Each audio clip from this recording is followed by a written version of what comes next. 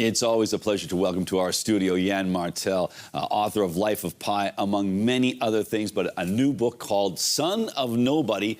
It's a while before it comes out, but they did release, your publisher released the cover. So, on People magazine. Yes, exactly.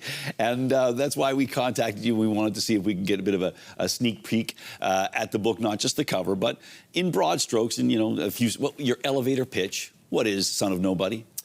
It's a story inspired by the Iliad, Homer's Iliad, therefore the Trojan War, that mythical war of 3,000 years ago between the Greeks and the Trojans.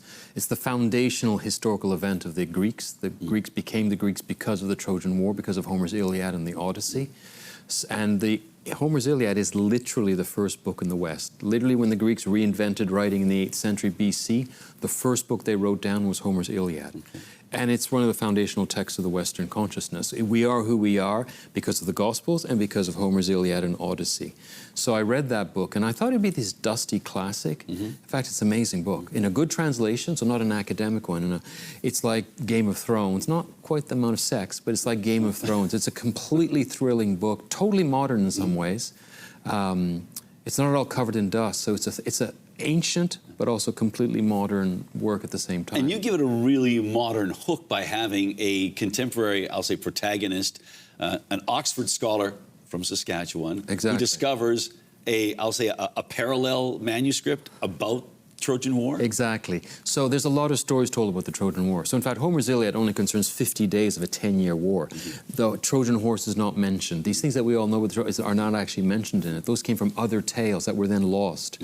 So in my novel, a Canadian, Saskatchewan scholar ends up at Oxford and discovers this lost Trojan War tradition featuring a commoner. In the Iliad, no commoner ever speaks. It's only princes and royals and nobles. This one, a commoner speaks, and he takes on a prince. He decides to fight a prince on the opposing side, on the Trojan side. And so this scholar discovers these fragments. So the novel's told in quite an experimental way. At the top half of the page, you'll have these fragments, in English obviously, of this lost Trojan War tradition. And in the bottom half, after each fragment, you'll have these footnotes. So it's a novel in verse and footnotes. But the footnotes tell a real story. There's dialogue. They tell the scholar's story, because he, in his own way, fights his own Trojan War. My understanding is this book was supposed to come out last year. It's coming out next year.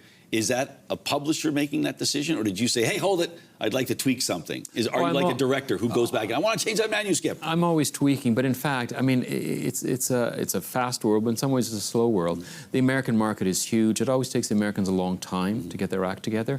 So it's just a question of timing. It was just easier to wait for the Americans. So it's coming out at the end of March next year in Canada, the US, UK, and Australia.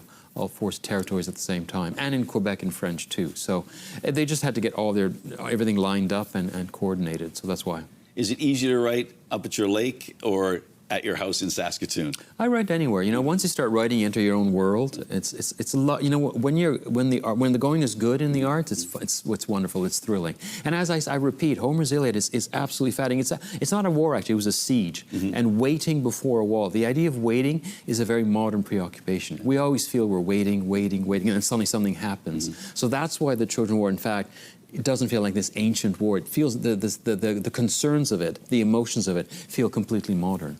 So when I get lost in that, I could be writing anywhere. Fair enough. We're just out of time right now, but I'm hoping that you'll come back and visit with us when the book hits the stands. And we are so happy to claim you as one of our own here in Saskatoon. So, I'm always happy to come here, Jeff. Thank you very much. All right. Thanks a lot. Thanks for having me.